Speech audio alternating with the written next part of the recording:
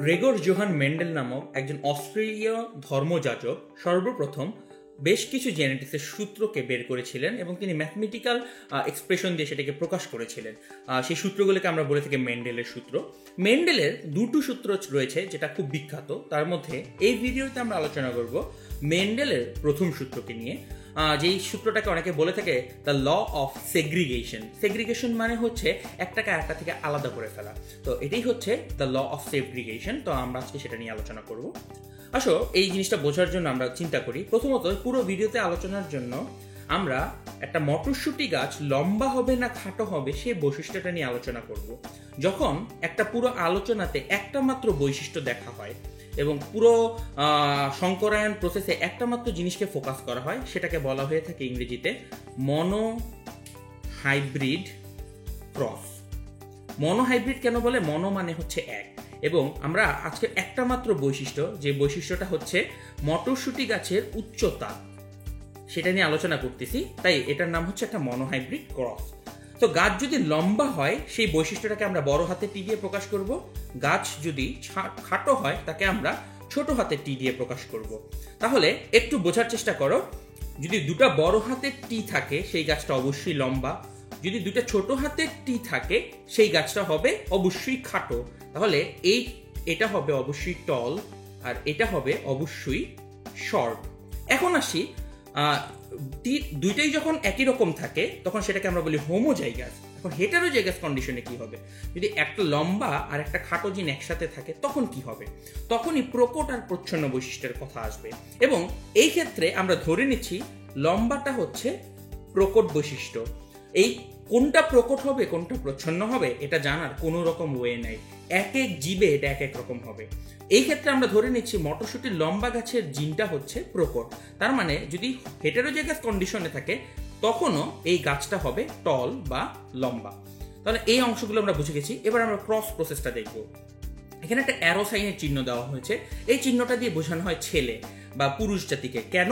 কারণ দেখো এই অ্যারোটা দিয়ে আসলে মনে হচ্ছে কেউ একটা তীর ছুঁড়ে মারছে, যেটা এককালে যুদ্ধ বিগ্রহ করাই ছিল ছেলেদের প্রধান কাজ প্রাচীন রোম এবং গ্রিক সমাজে।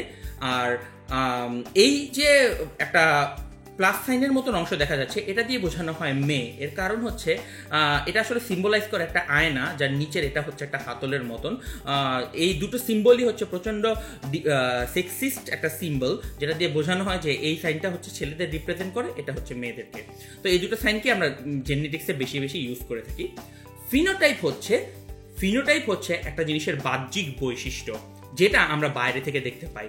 আমরা একটা লম্বা গাছ নিব, একটা খাটো গাছ নিব, বাহ্যিকভাবে দেখে মনে হচ্ছে একটা গাছ লম্বা একটা গাছ খাটো, এটাকে আমরা বলতেছি তার ফিনোটাইপ। আর জিনোটাইপ হচ্ছে তার অ্যাকচুয়ালি জিনটা কি। লক্ষ্য করে দেখো, লম্বা হওয়ার জিন দুই রকম হতে পারে। একটা টল হলে তার জিন হতে পারে একটা বড় হাতের টি ছোট হাতের টি, অথবা দুইটা বড় হাতের টি। এই দুই কেসেই একটা গাছ হবে লম্বা। তো এই দুইটার মধ্যে কোনটাকে আমরা নিচ্ছি সেটা বুঝিয়ে দেওয়ার জন্য এখানে জিনোটাইপ লেখা আছে।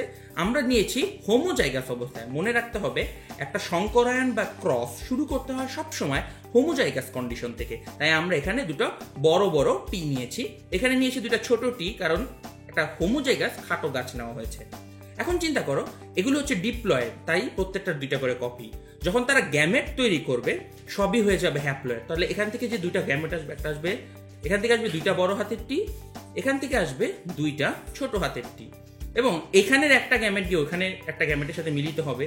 তাহলে এটা এটার সাথেও মিলিত হতে পারে, আবার এটা এই সেকেন্ডটার সাথে মিলিত হতে পারে, আবার এটা এটার সাথে হইতে পারে, আবার এটা এই দ্বিতীয়টার সাথে মিলিত হতে পারে। তো যাই হোক না কেন, সব ক্ষেত্রেই রেজাল্ট আসবে একটা বড় টি একটা ছোট টি, একটা বড় ছোট, অর্থাৎ সবগুলাই আসবে হেটারোজাইগাস কন্ডিশন। এবং আমরা দেখে রেখেছি একটা বড় একটা ছোট হলে যেহেতু লম্বা বৈশিষ্ট্য প্রকট বৈশিষ্ট্য, প্রকটটাই প্রকাশিত হবে। তাহলে এই সবগুলো বাচ্চাই, মটরশুঁটি গাছের বাচ্চাই হবে লম্বা, কারণ সবগুলাতেই টিটা প্রকট বৈশিষ্ট্য হিসাবে প্রকাশিত হচ্ছে। একটা কথা এখানে বলে রাখা ভালো, এই যে প্রথম জেনারেশন যারা তৈরি হলো এদেরকে বলা হয়ে থাকে F1 জেনারেশন। T1 দিয়ে বোঝানো হয় প্যারেন্টস 1, F1 দিয়ে বোঝানো হয় বাচ্চা বা জেনারেশন 1। এখন এই বাচ্চাদের মধ্যে থেকে দুইটাকে নিয়ে আমরা আবার ক্রস করব।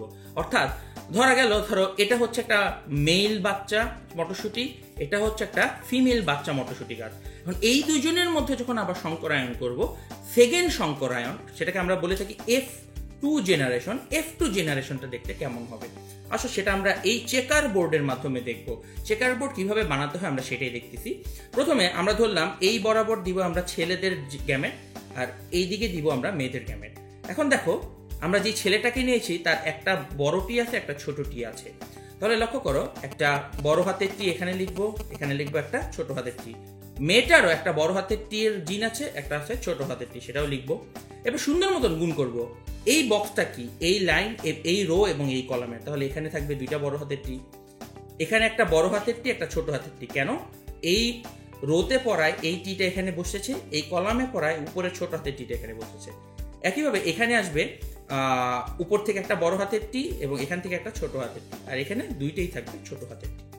এখন আমরা প্রত্যেকটার বৈশিষ্ট্যটা লিখে ফেলার চেষ্টা করব। প্রত্যেকটার বৈশিষ্ট্যটা কিভাবে লিখবো দেখো, বড় হাতের টি হলে গাছটা হবে লম্বা, বড় ছোট মেশানো থাকলেও আমরা জানি লম্বা, তাহলে এটাও হবে লম্বা। শুধুমাত্র যে ক্ষেত্রে দুইটাই ছোট হাতের টি সেটা হচ্ছে খাটো। তাহলে এখানে লাল কালি দিয়ে যে অক্ষরগুলো লেখা সেটা হচ্ছে তার ফিনোটাইপ, সরি লাল কালিতে যেটা লেখা সেটা হচ্ছে তার জিনোটাইপ, আর নীল কালিতে যে বৈশিষ্ট্যগুলো লেখা সেটা হচ্ছে তার ফিনোটাইপ। এখন লক্ষ্য করো, তার ফিনোটাইপের যদি আমি বৈশিষ্ট্য দেখি, লম্বা ইস টু খাটো। আমরা লম্বা পেয়েছি 3টা, খাটো পেয়েছি 1টা। তার মানে বোঝায় যদি 4টা মটরশুটির বাচ্চা হয় F2 জেনারেশনে, তার মধ্যে 3টা হবে লম্বা আর 1টা হবে খাটো। তাহলে এই 3:1 হচ্ছে মেন্ডেলের প্রথম লয়ের মেইন প্রকাশ। এখন কথা হচ্ছে এটাকে কেন ল অফ সেগ্রিগেশন বলা হয়। একটু লক্ষ্য করে দেখো কেন এটাকে ল অফ সেগ্রিগেশন বলা হয়। আমরা যখন শুরু করেছি আমরা লম্বা এবং খাটো দুইটা বৈশিষ্ট্য নিয়ে ঘটনা শুরু করেছিলাম, কিন্তু যখন F1 জেনারেশন আসছে তখন সবাই ছিল শুধুমাত্র লম্বা। লম্বা থাকলেও সবার ভেতরই একটা খাটো বৈশিষ্ট্য লুকিয়ে ছিল। লক্ষ্য করো, F1 জেনারেশনে সবগুলো গাছই লম্বা, কিন্তু সবার মাঝখানে খাটো হওয়ার একটা জিন আছে। এটাকে আমরা বলি তার প্রচ্ছন্ন বৈশিষ্ট্য।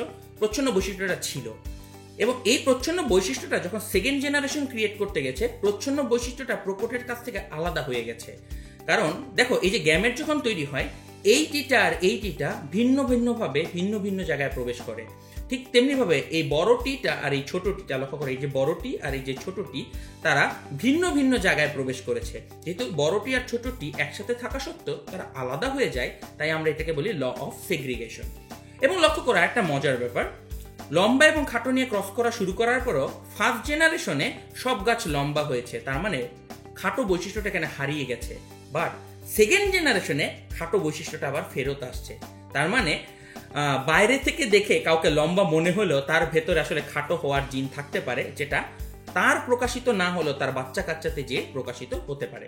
তো ওভারঅল বোঝায় যে প্রকট প্রচ্ছন্ন বৈশিষ্ট্য পাশাপাশি অবস্থান করে, প্রকটটা প্রকাশিত হয়, প্রচ্ছন্নটা ভেতরে বসে থাকে, কোনো কাজ করে না, কিন্তু চাইলে পরবর্তী জেনারেশনে এসে সেটা আবার প্রকাশিত হয়ে যেতে পারে।